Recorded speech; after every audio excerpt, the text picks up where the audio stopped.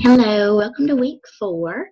Um, I hope everything's well your way. We've had quite a bit of summertime showers and storming in Georgia, so hoping things are much better where you are. So this week is all about spelling, punctuation, grammar, handwriting, that aspect of language arts. I couldn't resist this little clip. It says, "Why punctuation matters.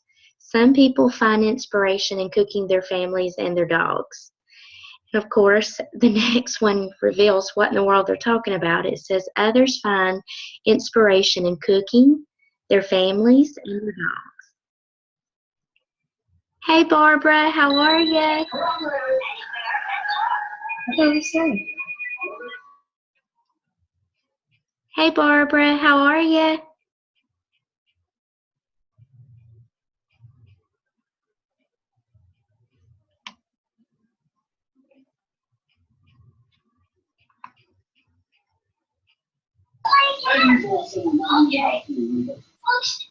Hey, Barbara, how are you?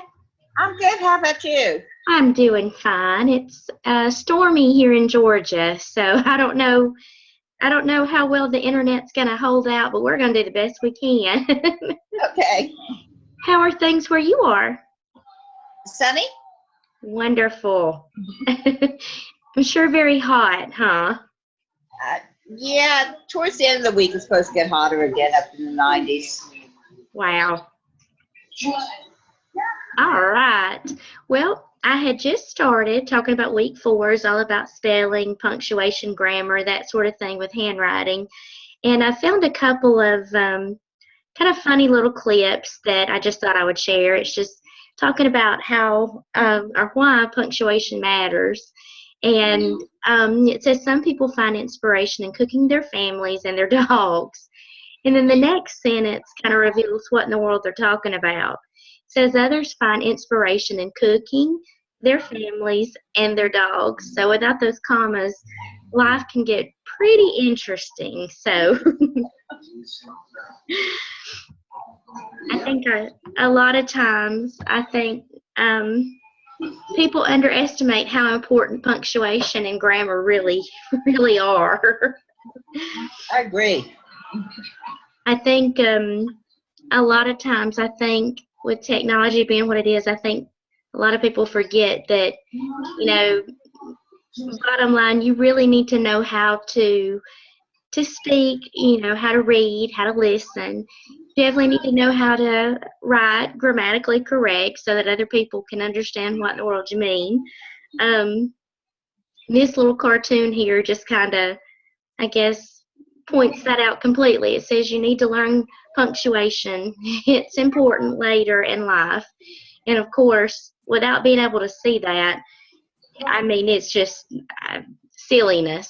So, everybody needs to understand what grammar is and what it's all about. So, Isn't there an error in that one statement?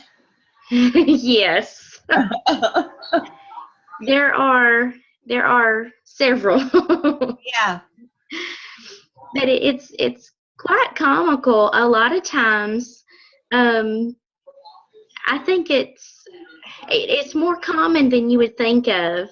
Grammar is something that I think a lot of people just kind of brush to the side, but it's really important. And I think anybody that wants to be successful in life needs to be able to um, be grammatically correct. You think about a job interview and the application that you fill out with your resume and everything. That's pretty important. If you were hiring somebody and they turned in an application that looked anything like this cartoon, you may think twice about hiring them. Right. Especially if they're teachers. Yes. Okay, so this week, again, it was just talking about the different aspects of language arts, the spelling, grammar, punctuation, and handwriting. And the assignment for this week is watching this clip of a kindergarten classroom. And she's introducing some things with them. She's talking about a book that they've read. Um, I was just curious, have you watched this video yet? No, not yet. Okay. All right. Well, I'm not gonna give too much of my opinion. I'm curious to see though what you guys post from this. Or what you turn in on your assignment. It's I don't know if it's the area where she is, or maybe it's the area where I teach. I'm curious to see what it would look like if I videoed my kindergarten class from this past year doing this same activity. I'm wondering what we would see on our video. I'm thinking there might be some crimes committed. My little ones, I'm afraid, would have run with the show.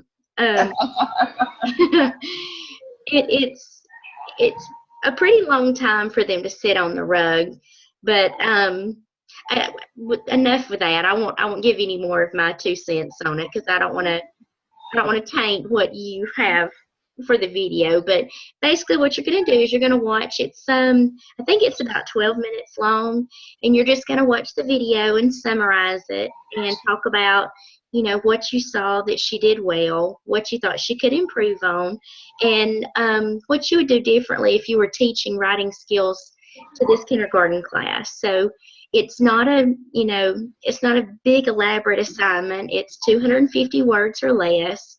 So it's one of those where it's just more about basically telling what you think about it. So it doesn't have to be anything lengthy. Okay. Do you have any questions about that part? No. Okay.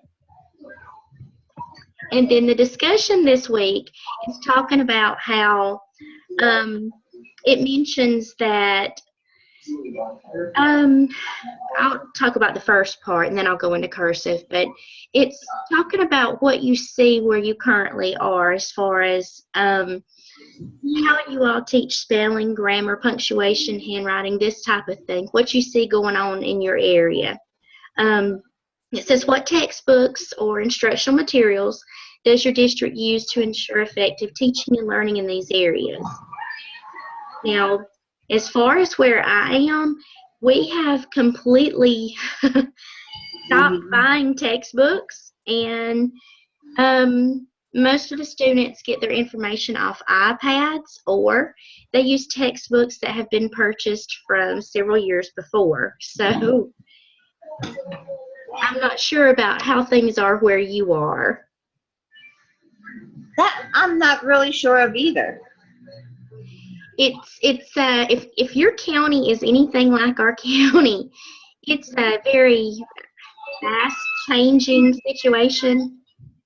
From one year to the next, it changes. So, Right. But it talks about the state of Florida.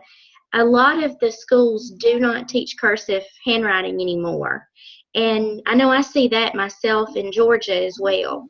A lot of counties do not include that in the curriculum. You know, I don't know how you feel about that, but I guess I don't understand why they stopped teaching cursive. I don't really understand it either. To me, it's important. You know, a true signature is cursive handwriting. Right. And when you think of a lot of our, historical documents, the Constitution, for example, the Bill of Rights, it's written in cursive, and it's sad to me to think that our students may, receive their full education, but yet they may not have a clue how to read the Constitution. So I guess it's just random. Sometimes I think in education, I think we put the cart before the horse in a lot of ways. Well, how do they even sign legal documents if they can't write their names? I don't understand that either. It was a big part of the curriculum whenever I was in school. So I've got a short YouTube clip that talks a little bit about this. I'm going to click on it and let you kind of watch it for just a second, and then we'll go over any questions you may have. Okay.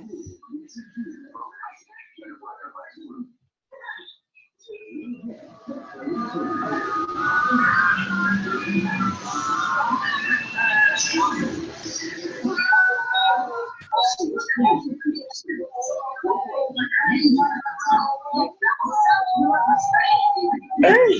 part of every school's curriculum since the nation was founded. This kind of lesson is the thing of the past. A national debate about the usefulness of handwriting. The several school districts still teach handwriting until 4th grade.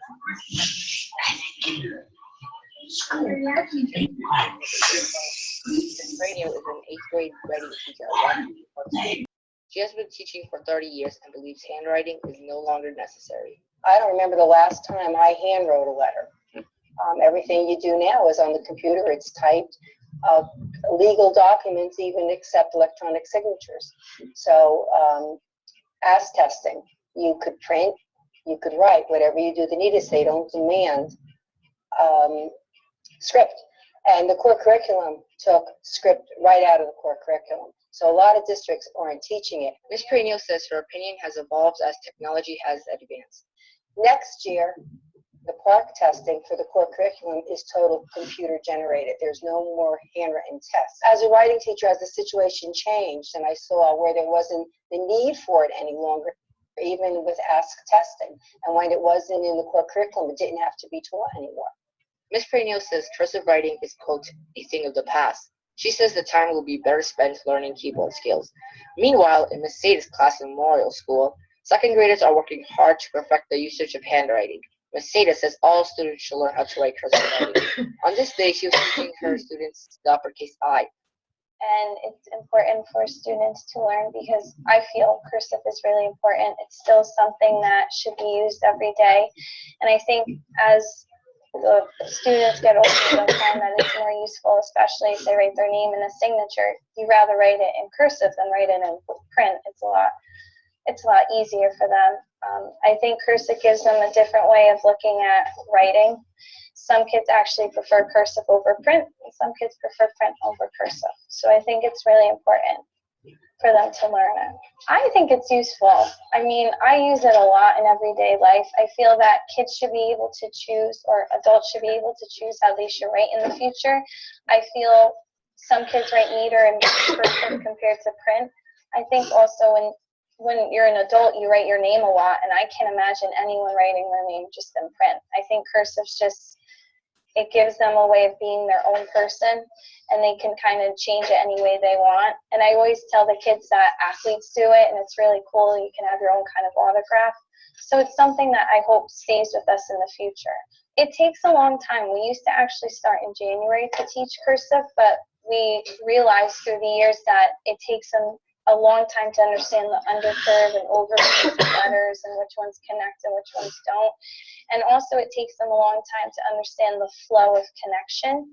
So we decided as a 2nd grade, we're going to just start in October so we could take our time and not rush through it and get it done before June. Dr. Vincent Anvar Katapane, the Totowa School District Superintendent of Schools, says he believes that in the future adults will continue to use cursive.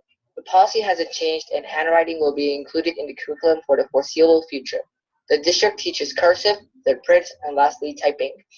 Well, our policy is really embedded in the curriculum, and we're going to continue doing what we've done for many, many years, continue to teach students how to write cursively, how to print before that, and how to use a computer and a keyboard, all 3 packages in one.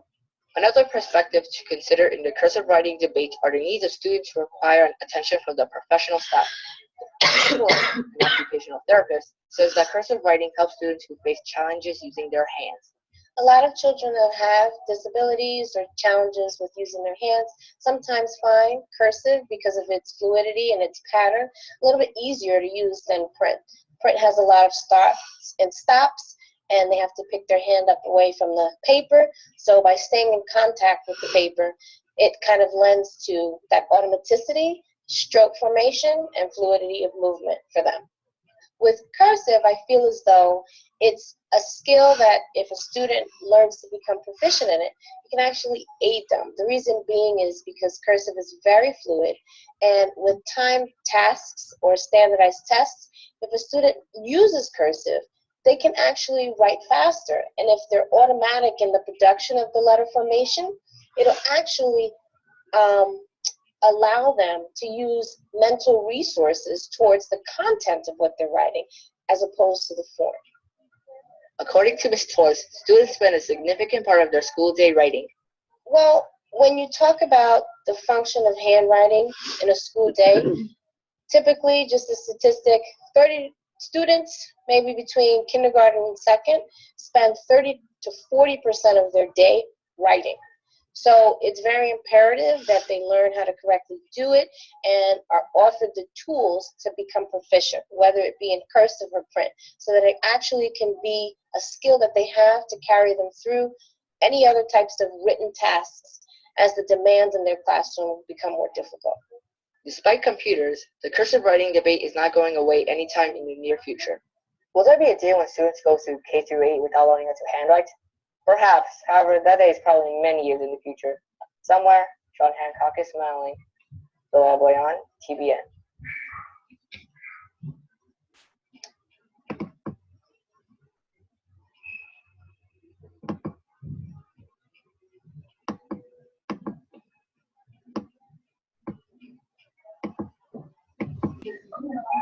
Hey, are you still there? I'm still here. All right. Do you have any questions about anything for this week? What do you? I thought of something as we were watching that video. Uh-huh. I know even with the company that I work with, eventually we're going to be going to only digitally signed contracts. Do you think maybe that could be a factor? We can digitally sign so many things now. I think it does have a lot to do with that. I know a lot of schools are replacing the time where they were spending cursive, they were spending teaching cursive. Now they're doing more, I don't want to say technology type classes, but basically the children are learning how to get their thoughts onto the computer. They're having to learn how to type. They're having to learn, because you don't want to introduce typing on the computer to a child the day that they're doing a standardized test. Right. So I think in a lot of ways it is kind of, education is like Play-Doh. It just kind of changes over time, and I think that's got a lot to do with it. Okay. Yeah. I still think it's a shame. You should know how to do cursive. I agree. I just feel like it's, there are several reasons why it's important to me. I don't understand why they would just completely kick it out. Yeah. Maybe I'm just old school. I don't know, but but anyway, before next week, you've got your week 4 resources to take a look at. The discussion post, and remembering to reply to 2 of your classmates. And then it also mentions the second lesson for your week 5 assignment, doing your lesson and writing the commentary or the reflection paper in regard to that. Do you have any questions about that? That one I have a problem with because school's out of session. At this point, I would just maybe talk about how you feel about the lesson that you've written and how you think it'll go. During the summer, you just kind of have to go with the flow, because, you really don't have a classroom of kids to work with. But let's face it, I'm sure there are kids around you all the time where how kids are going to respond to things, Right. Unless it's just somebody that is never around kids. They don't, have any, I don't know. Are you a mom?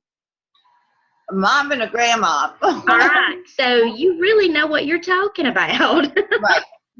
So, as far as that goes, I understand you can't go out and carry out the lesson and then write a reflection on it. So just more or less use that reflection piece to just kind of talk about, the lesson and how you think it'll go, and just, I guess, your feelings in regard to the lesson. Does that make sense? Yes. Okay. I promise I'm very easy to get along with. Okay. Well, I guess I have chatted long enough, unless you have any questions about anything for this week. No, I think I'm good. All right. And thank you for doing it on Tuesday, because Well- Tuesdays and Fridays are my days off. Okay. Well, I promise I'm very easy to get along with as far as the schedule. Right now, I can do it any time of day. So if earlier in the day is more convenient for you, you just let me know. Okay, great. All right. Well, I Okay. hope you have a wonderful week. You too, thank you. Thank you. Good night. Good night.